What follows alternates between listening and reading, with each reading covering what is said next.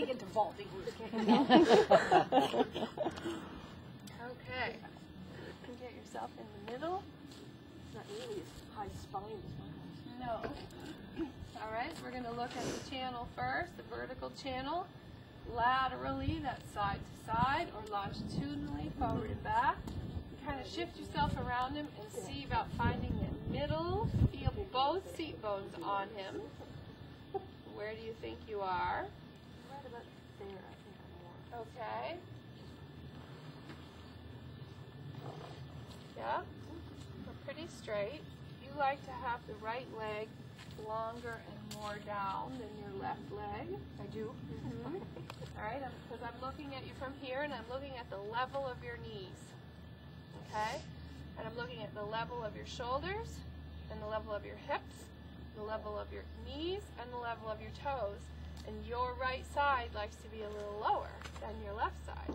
So you're going to think about elongating the left side by weighting down your seat bone, by bending your knee, thinking gardening knee with your knee down, so that all of the weight of your body goes around the horse. It's not on top of the horse.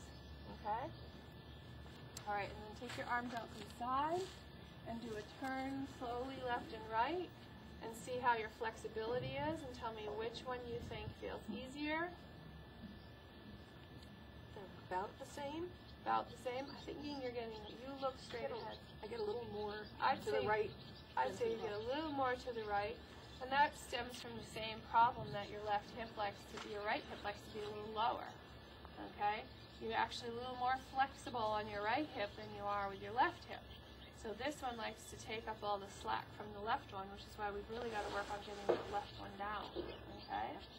So now I want you to take your arms up over your head and reach for the sky and press yourself up to vertical and make yourself long through your rib cage and stretch your spine out.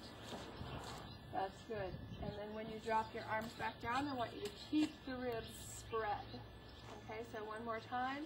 Just reach for the sky, lift your ribs apart, and then when you put your hands back down, stay lifted.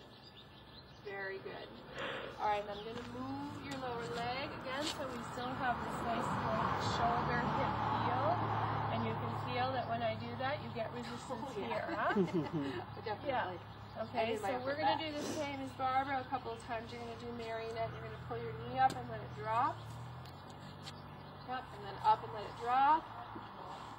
And then up and let it drop. And then relax it, and now just move the heel back a little bit. And that's already better. Okay? And now the left one, the same thing. Good.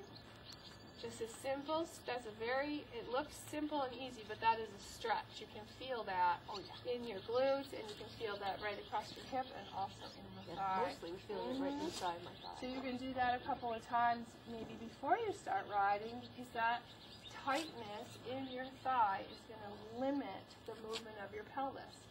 Limiting the movement of your pelvis limits the horse's back, limits the horse's hind legs. If the horse's hind legs aren't going forward, they're going somewhere else. So if you're having trouble steering or drifting or leaning, the horse is not going straight forward with the hind leg. And a lot of that could just be from tightness in your own body, not allowing the horse's hind legs to come forward.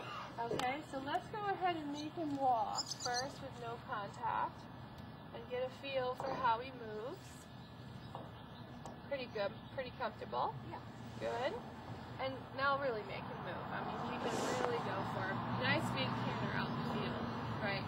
And you can see that she got him moving more, but we also see this moving more, huh? So I want you to lift your ribs and don't push against my hand. Look up, straight up, and make him move from your butt, your pelvis, opening and closing, and lift your chest. There you go. There you go. So that the movement of riding comes from your belly button, your core, down. Not, yeah. It can be quite a workout there. That's right. It seems that the more still I try to make my head, the better this That's right. So let's work on that. That's a really good point. Last night when we were talking, you said visualization for you works helium head, right? Yeah. Okay, so pretend your head is a balloon full of helium, and you're lifting it up and you're taking your head for a walk, or your head is on a golf tee, and lift it up there and have some attitude and look around, and the more you use your soft vision and you have helium head, although I don't want you to be dizzy, yeah, then you can think about keeping the rest of your body moving from below your belly button and below your diaphragm. Very good. Okay, now pick up the contact. You don't want him twisted, he might not like it. Exactly. Okay? And now, so you're cheating a lot because there's a total slack in the ring.